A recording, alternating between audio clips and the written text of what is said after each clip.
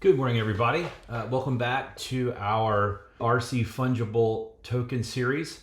Today's a special episode because we are combining this series with our language pattern series. And this is actually the first episode of our language pattern series. The reason we wanted to do this is because we're going to look at ICRC3 today. ICRC3 implements what we think is a very important pattern for building on the internet computer. I'm just going to jump in here and we're going to start by talking about the save everything pattern and some of the forms and other patterns that derive from that. Then we'll go in and look at the ICRC3 code directly. First, we're going to do a little bit of orientation. ICDevs site is open source. You can actually go help us build our site if you want to by going to this repo and writing code and contributing. We have a Jekyll site that lets us write new pages and new articles in Markdown. Then we run a script, it creates static pages and deploys them to the internet computer. If you'd like to contribute to the language project, we would invite you to do so, and you can do so at this site. All of our language product posts are in this language project folder, and you can see them here. They're all just Markdown files. We are going to look at the save everything pattern. If you click on this, you'll see it's just a Markdown file. Now I'm going to switch over to the actual ICDevs site. If you scroll down, you'll see this link under who we are, the explore the languages we are creating to help build the internet computer. If you click on that link, you will arrive at our language project. Sometimes Cloudflare gives an error here. I'm not sure why. If you see the Cloudflare error, just hit refresh and it should show up. This is our language project. It's based off of the work of Christopher Alexander from back in the 60s and 70s and all the way through until just a few years ago when he passed away. He built something called the pattern language, which was a book on architecture and how to build the world, the physical world, all the way from nation states down to what kind of trim you should use on Windows. The pattern language book is a beautiful book if you haven't seen it. I actually have a copy here. If you look in the book, you open it up, there are pictures in here. A pattern is typically made up. So here's one called Hierarchy of Open Space. It tells you the patterns that it supports. First, in the hierarchy, there's usually a hierarchy of patterns. It tells you the patterns that it supports. Then it tells you a little bit of context. It defines the problem. Usually there's a very high level drawing. Then there's a therefore. Here it says, therefore, whatever you are shaping, whether it's a garden, a terrace, a street, a park, public outdoor room, or courtyard, make sure of two things. First, make at least one smaller space which looks into it and forms a natural back for it. Second, place it and its openings so that it looks into at least one larger space. When you have done this, every outdoor space will have a natural back, and every person who takes up the natural position with his back to this back will be looking out towards some larger distant view. And then there's a picture, and then it then further goes in and lists all of the patterns that support that pattern. And this is obviously a very large book, and it covers architecture. Computer scientists got a hold of this and built computer programming patterns, and you can find a slew of those that derive from Christopher Alexander's work. What we're doing here is we're trying to build a pattern language for the internet computer. As Christopher Alexander's work moved forward, pattern languages weren't perfect. There were other languages that were necessary, namely form languages. And ultimately, he ended up writing a beautiful series of books called The Nature of Order that outline something called a generative pattern and show how to build things naturally a step at a time. And shows that very rarely do things come out of nothing into the world, completely formed and designed by man. And when that happens, they're usually poorly designed and a bit of a blight on the world. What we're looking at here is building a language that can move a little bit at a time in small pieces and in stepwise and create something really natural and organic and wonderful with the internet computer. This book has a companion book called The Timeless Way of Building, which I would highly recommend if you're a builder of anything.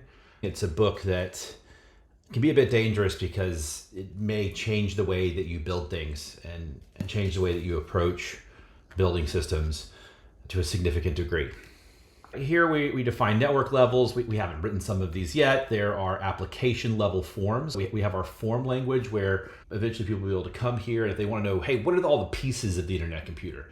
The form language will be here. You'll be able to use your form language and say, oh, you want a canister that's going to be on this subnet, and it's going to be run by these nodes, and it's going to have this WASM file, and that's all the technical forms. But then underneath it, why you would build it that way is a pattern language. Here we talk about interoperability, namespaced interfaces, save everything. When data is needed from outside the system, strive for decentralized data provision enabled by data verification and redundancy. There are a few patterns in here. We've mainly talked about, so far on ICDevs, we've talked about namespaced interfaces, which has been generally adopted by the ICRC working groups to namespace your functions. And then we talk a little bit about when is the right time to use HTTP outcalls versus have a financially secured oracle that's pushing data onto the IC. We think that's a subtle pattern, and it's not always one or the other. But right now we're going to look at save everything. Save everything basically says we're going to support interoperability by saving everything. We want to emphasize the retention of historical data. Now, blockchains have traditionally been very good at this. People have tried to short circuit this and say, you don't need the data. In fact, a lot of the internet computer is built upon this idea that because the math of the consensus algorithm is true, you don't have to save the data. But what we're putting forward here is a pattern that says you should save the data, especially if you are a foundational tool of the internet computer, a utility of the internet computer. If you're building a social network or something more outside on the edges, you may not need to save every single historical transaction. But for core utilities, what this pattern says is that by saving everything, you create a time machine. In the future, we can cryptographically prove history. We can prove your participation. We can reward you for your participation. We can slash you for your participation. That historical evidence and having that historical transaction log gives us a tool that we haven't had in history, a true cryptographically secure piece of evidence of how you participated and contributed to the current state of a blockchain system. The forces involved here are data integrity, auditability, system complexity, and cost. You have to consider all those forces when you're implementing this pattern. We talk a little bit about the pattern, some examples of how it's been used in the past, and therefore we say implement a system design that records every interaction, transaction, and change permanently on the blockchain. The IC provides redundancy and prevents data loss to ensure data is available across all multiple nodes. So that's nice. We don't have to worry about redundancy and auditability. Our data availability problem is generally solved. Employ event sourcing techniques where state changes are logged as a sequence of immutable events, enabling any past state to be reconstructed by replaying these events. This pattern is supported by data integrity and auditability. And if we go there, we'll see that these are patterns that need to be defined. We know they exist, but they need to be defined. We also have a form language item, which is archive canisters and transaction logs that are the implementation of this pattern.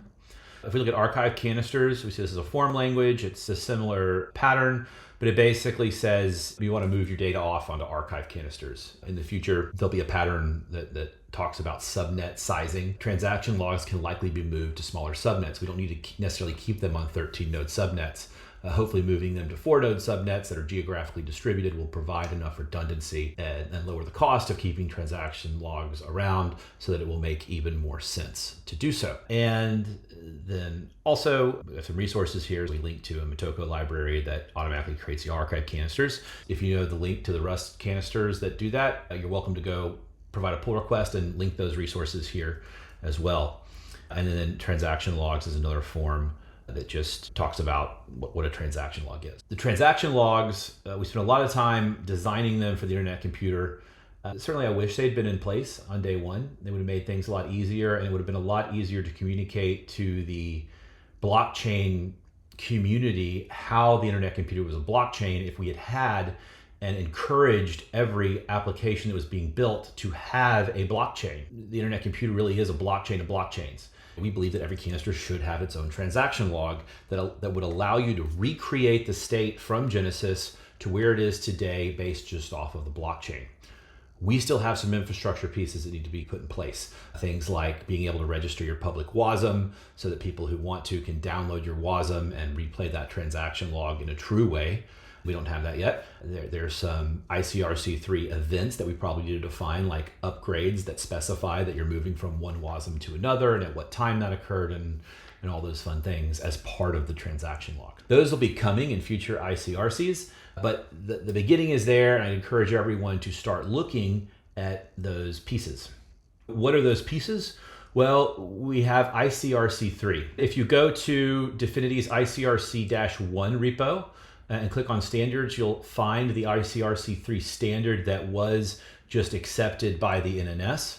What we wanted to do is we wanted to produce a generic form that anyone could consume without having to know the types ahead of time. One issue that the internet computer has is that it is a strongly typed system. Your applications declare a candid file and tell you what each type of data is.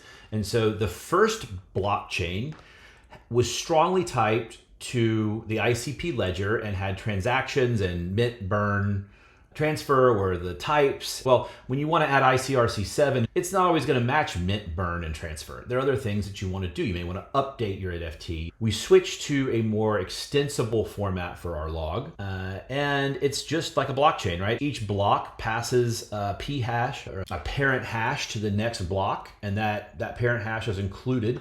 You can calculate from Genesis that all of your transactions that you have are true because the hash will match the previous block. We use this value type, which is a very simple type. I wish this was a little bit more robust, but it was based on a specification in the internet computer that's used for things like certification. In fact, ICDevs has put forward ICRC3, which is an expansion of this that includes all of the candid types, as well as some helper types that just make things easier to work with so that we can build clients that make it really easy to import these things into things like pre-indexed data structures. ICRC3 is a superset of the value type, and we want to make sure that if you're doing a value, you can still use ICRC3 without any issues whatsoever. We define how to calculate the hash over a value, and we show you how to verify blocks and where to put those in the internet computer certification schema. Every canister on the IC is able to certify data so that you can build a Merkle tree or some other certification scheme. The subnet will sign the data at the top that includes your data. So you know that the subnet agrees that your data is part of your canister. And that's very important because you want all the canisters to agree. This is how you prove ultimately that the balance you have is the balance you have. We then define the generic block schema and how this interacts with other standards. Typically, when you're defining new block types, we tell you how you want to do that to stay namespaced with everyone else and use that interface namespace pattern. So here, 1xfer is the identifier for the ICRC1 transfer operation. What we generally suggest is if it's an ICRC standard, you use the number and then whatever you want after that. If it's not an ICRC1 standard, typically what you should use is a domain name that you have control over reversed. If you're foo.com, that you use com.food and application name dot your transaction type. That might get a little long, but that's just a great reason to create an ICRC for your pattern. ICRC3 does define the block schemas as examples for ICRC1 and 2. You can see here that each block has a timestamp, and then there's a transaction that has details. There's usually a B type at the top. ICRC1 and 2 were defined before we did the B type. And so you won't see much B-type stuff in ICRC3 specifically, but that's been added in other ICRCs. Then we have functions. Now, how do you get the blocks out? You have this get blocks function, and that takes a vector of requests. If the item is on an archive canister, then you get this archive blocks, and it's a vector of where to go look up those items if they're not on the current canister. If the blocks are on the canister, you can get them here. Typically, a canister holds like 2,000, then it starts to archive them. There's the get tip certificate that will get you this certification and the signed certificate from the subnet. Then there's a supported block types that you can call this to figure out what types are on that particular canister. We'll probably have to write parsers for these so that it becomes very easy for application developers who want to consume block logs to say, let me just load in the ICRC1, the ICRC2 transformers, and they'll transform these blocks into candid that I can work with inside of my applications. That's the standard. Now we're going to switch from our pattern series. We're now going to start looking at an actual implementation of a fungible token. We've done that in the ICDevs token. If you want to go watch that series, this is part 6 of that series where we've built our token. I want to show you in our token, we'll search for ICRC3 and we'll see how we handle that. We import it from ICRC3.mo and you can pass in event init initialization args. These are the initialization args we use by default for our token. We keep up to 3,000 active records. Every time we settle our records, and that means archiving them off, we're going to go back down to 2,000. In our archive instances, we allow 100 million records per archive instance. We'll see when we get into the code, these max archive pages and archive index type stable. These are regional memory variables. Hopefully these will go away in the future when Motoko implements stable memory as sort of the default storage mechanism for memory. Right now, using stable regions is how we can take advantage of the whole 480 gigabytes available to a subnet. We allow 62,500 archive pages, and each of those has a size, which we'll see in the code. Each archive canister that we create, we send it 6 trillion cycles. We have an archive controller list that we can give so that if we want our archive controller to have more than just the ledger canister as its controller, like if we want CycleOps to be able to operate it, we need to add in additional principles that can control it. Here are the supported blocks that our item supports. We support 1 exfer, 2 exfer, 2 approve, 1 mint, and 1 burn. Now keep in mind, we also support ICRC4, but under the hood, ICRC4 just does exfers and burns and mints underneath the hood. We're able to initialize our arguments and either pull in the default arguments or use what was passed in. Then we set our migration state and initialize our data into a stable variable so that Motoko takes care of managing all of that for us. Then we do pass our ICRC3 class to ICRC1 so that for the add ledger transaction, ICRC1 passes a certain data to a canister, and we'll see in our ICRC3 ledger library what that looks like.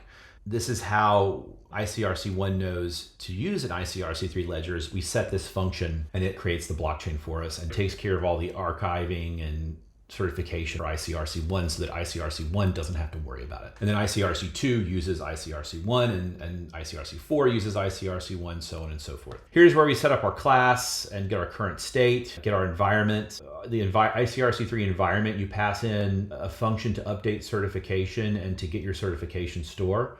You want to pass it these variables so that it knows how you're storing. This allows you to share your certification tree with other things. If your ICRC1 canister ultimately has an asset canister functionality as well, you have to certify all of the assets that you serve as via HTTP, and we want that tree to be compatible with both systems. ICRC3 will either do it itself unless you pass these functions in. If you pass these functions in, it will use yours instead. Here we ensure our block types, and we just make sure that everything's added the first time we run our code, and then we instantiate things here. Here you can see this update certification and get certification store functions that we provided to it. They're very simple. All we're doing here is calling set certified data, and then all we're doing here is returning a certification store that we instantiate up at the top, which is a type of cert tree. If we go into our mops folder here and actually look at our ICRC3, in our deep dive into ICRC3, we'll start here by looking at the main library. The main canister, your main canister is going to have your latest records. Those are held in heap memory, and you're only going to keep a couple thousand of those around. Then you're going to move them to an archive canister. That archive canister will put things in stable memory, which, because it's a write-only log and you're only adding new records, the scheme there is very simple to just keep writing and writing and writing and then go over to the next page and write and write and write. First, let's look at the main part that's on your core ledger canister. We get through our standard imports. We have some debug channels. We have our current state that we keep using the migration pattern. We have our init args. We're going to have transactions, we're going to have block types, our value type, We have a state that we keep that holds all of our data about our ICRC3 instance. We're going to keep a few stats. Then we're going to have some of our data types that we're pulling in from our migration types. We have a reference to the Internet Computer Management canister because when we spawn an archive canister, we're going to want to update the controllers. And we talked about our environment where we can call out to update certification and we can call out to get a certificate store. Here's our class. We pass in the canister that we're running on and we pass in our environment and that instantiates our IC class. We have a few helper functions and this is our add record functions. This is where most of the logic comes in here. You're going to pass in two values. The first is your transaction record. That's what's going to go in the TX part of an ICRC3 block. A transaction type here is just a value. In most cases, this is a map value, which will have a text key and a value pair. And then you have the top level, which can be null. If you don't want to pass anything in here, you can pass nothing in and it will assign anything that it needs to, like a timestamp for you. But now with the updated ICRC3 standard right before it passed, there's a B type. So you're almost always going to have a top level value. We are going to look at the current size of our ledger vector, which is in our state. And we're going to pull in the last record that we added. If the last record is null, it's nothing. Otherwise, we're going to get the last transaction behind our current size. And we need that because we have to take the p-hash of it. We're going to create a new transaction and we're going to take that latest hash that we find and that's going to be the p-hash. At the end of this, we're going to calculate the new latest hash and that will be available for our next item. If it's null, then we don't put anything and there's no p-hash added to the top level block. Then we're going to add to the TX item, this is specified by ICRC3, we're going to add that new record that we passed in, all the value. Typically in an ICRC1 transaction, that would include the amount, the to, the from, the fee, and other items like that. We then are going to go through the top level and we're going to loop through those things, and if it's a map, we're going to add each of those other items that were passed in. If there's a B type, if there's a timestamp. We then create the final transaction and we use this RepIndyHash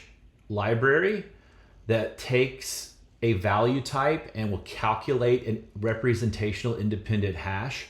I would recommend that you just use this library if you need to calculate that. Then we add that to the ledger. We're pretty much done there, but we have to do some cleanup values. We check our ledger and make sure that we're not above those max active records. If we are, then we set a timer to run in 0 seconds. It'll basically be the next action to call our check cleanup function.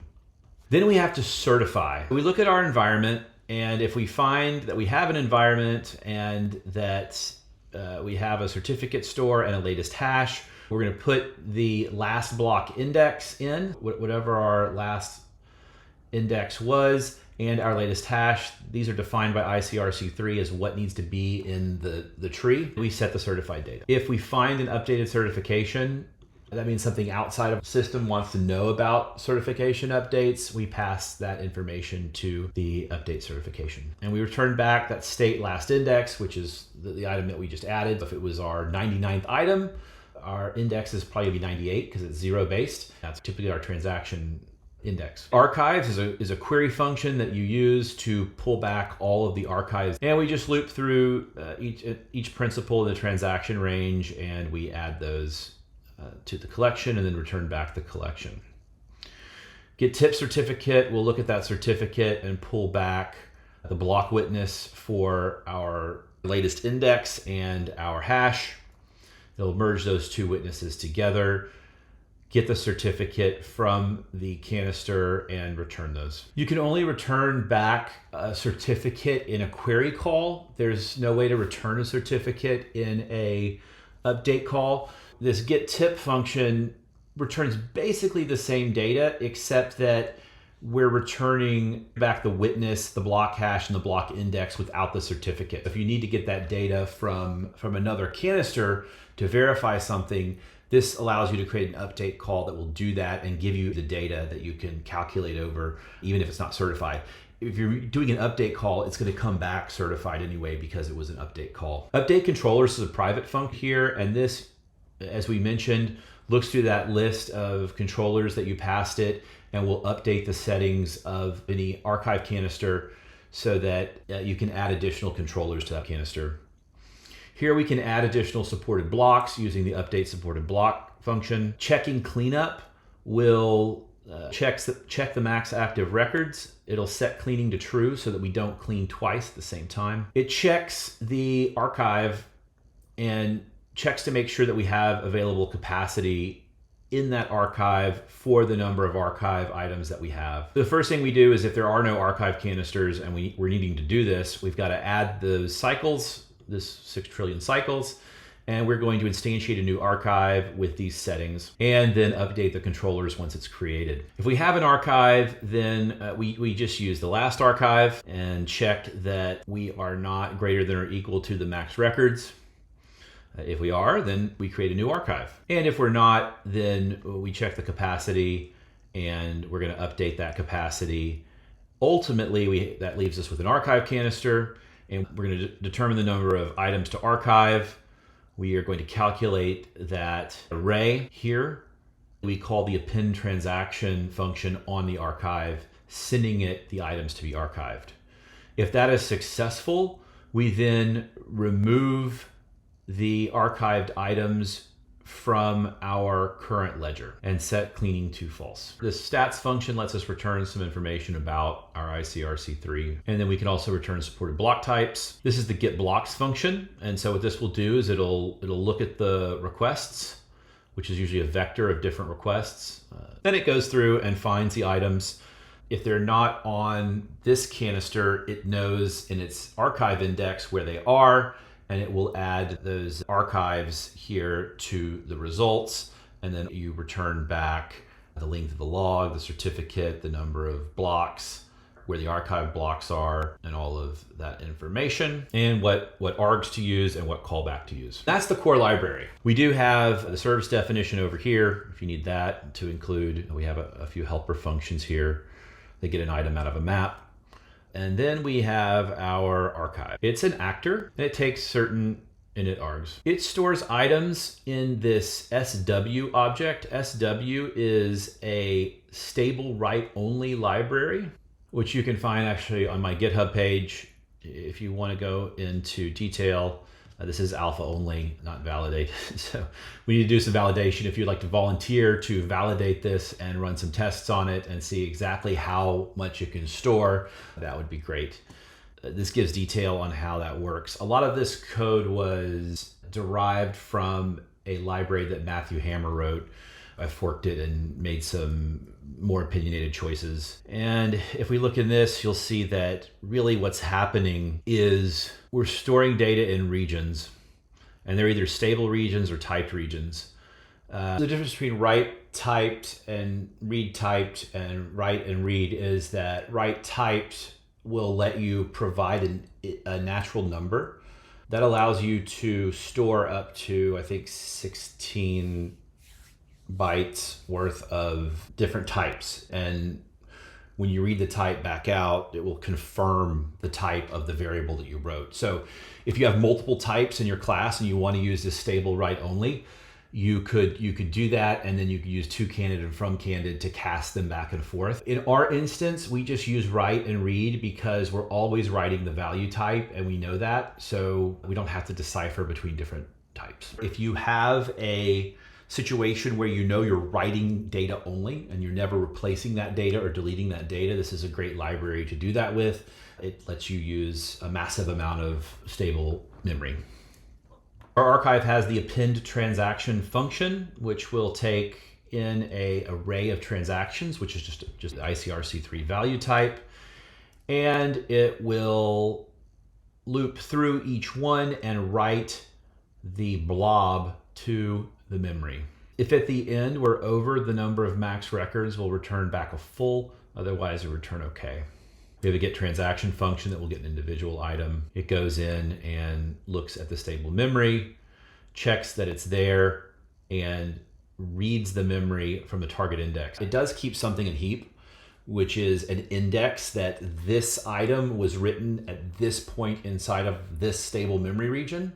When you pull it back out, you first look up in your index where that data is for that transaction, and then it will go and get it. It reduces the amount that you have to keep in heap to just a pointer, basically. We have the ICRC3 get blocks function, which just like in our main actor, will return back any blocks that are on this canister. If you ask for something that is on an archive, it doesn't do anything. We haven't built sort of this recursive thing where all the archives know about the other archive. This current system only allows for one level of archives.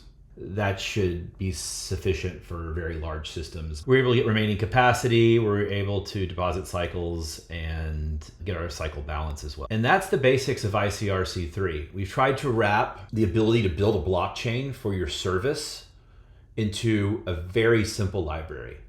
Instantiate the ICRC3 class and start calling add transactions, passing it whatever scheme you have. You don't have to use it just for ICRC1 and ICRC2 and ICRC4 ledgers or ICRC7 and 37 NFTs.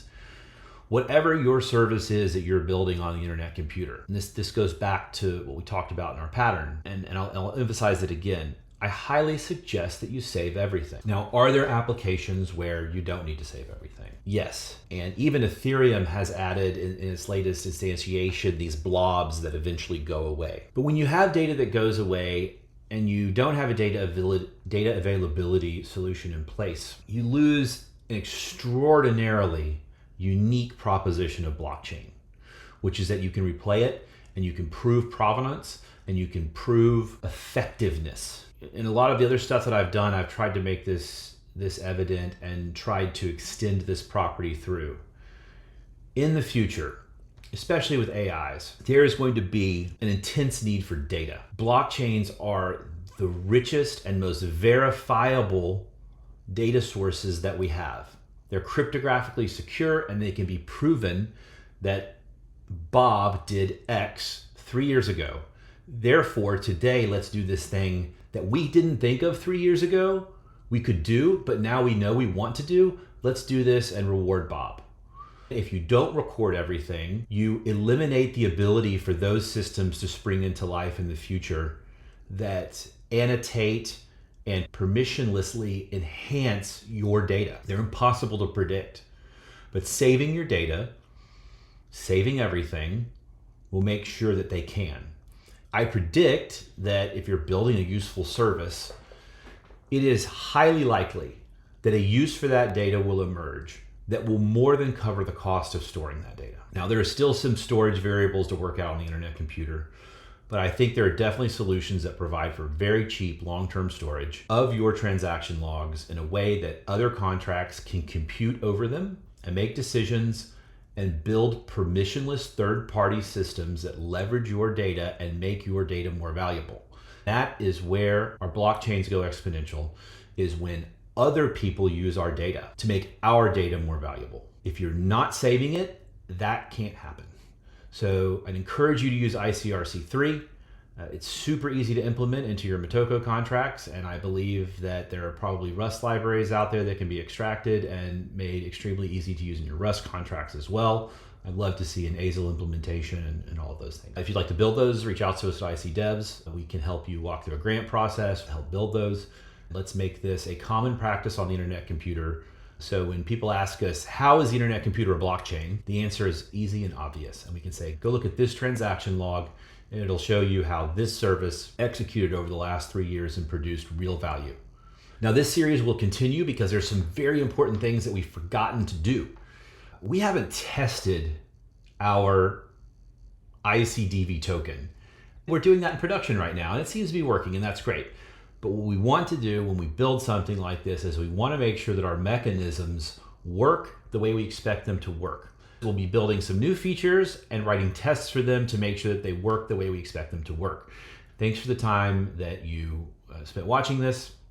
If you want more development on our language project, if you want more videos like this, please go mint ICDV. Just follow that donate button right there and click a button and send us some ICP. You'll get ICDV in return, and we will use it to continue to build educational content for the internet computer. We also are in the middle of our Gitcoin grants round. If you have any Ethereum that you've had sitting around wondering what you should do with it, or you're just gonna hodl it or what, You can invest it right now in building more infrastructure for the internet computer by contributing to ICDevs on Gitcoin grants. Hit our website at ICDevs.org to click on the link. You can bridge a little ETH over to Arbitrum.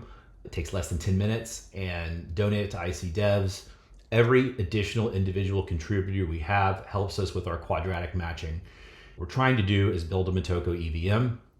It's open source, easy to read, and allows a pathway for EVM-focused developers to come start interacting with the internet computer on a deeper level.